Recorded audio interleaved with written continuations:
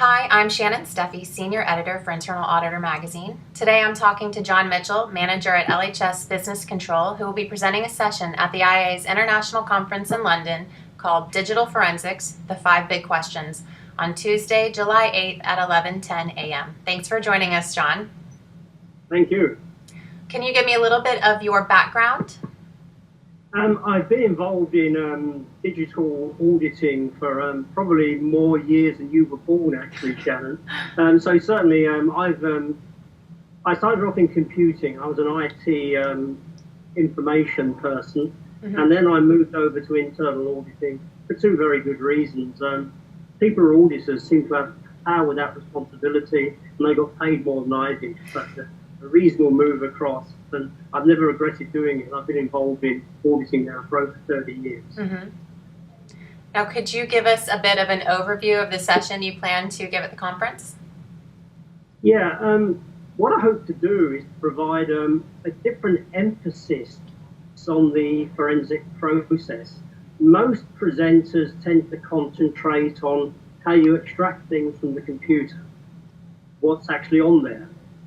I'm more interested in how did it get there, and more importantly, I guess, when did it get there? Because the when is often crucial to a case. It's all very well to say, well, we found this particular information on this computer. But if the computer was, say, a pre-owned device, then the person who currently owns it may have had nothing at all to do with that information actually residing on the computer. And if you think about it also from a legal point of view, if you want to be able to prove something beyond reasonable doubt, then the last thing you want is doubt to be raised at the last minute by someone saying, well, there was no way that person could have done that because when that got on their computer, they were somewhere else. So what I'm trying to do is to switch the emphasis a little bit, which is why I've named it the 5 Big Questions. It's not just what's there, it's how it got there, when it got there. Did anyone know it? That's great, thank you. And can you tell me how are internal auditors actually impacted by digital forensics? Well, I guess technology auditors, they're used to making the invisible visible. They use the computer-assisted audit techniques to extract data that may be relevant to their audit investigation. This is really just an extension of their normal work. They're really trained to actually extrapolate information from the computer to reach a hypothesis. This is really no different, but often this is actually more crucial because this is not really just saying, well, someone made a mistake by putting this value into that particular field.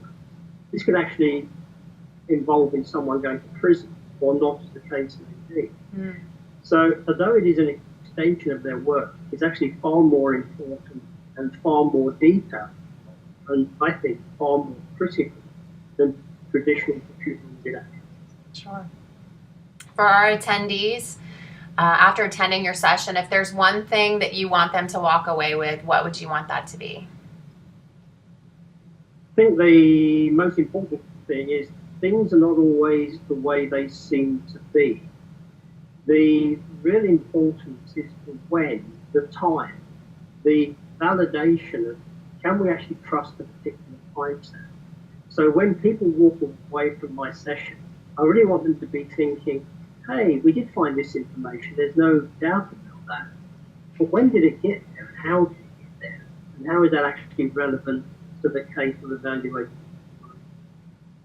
Great. Well, I want to thank you for speaking with us today, John. We're really looking forward to seeing you in London. Thank you very much for the opportunity.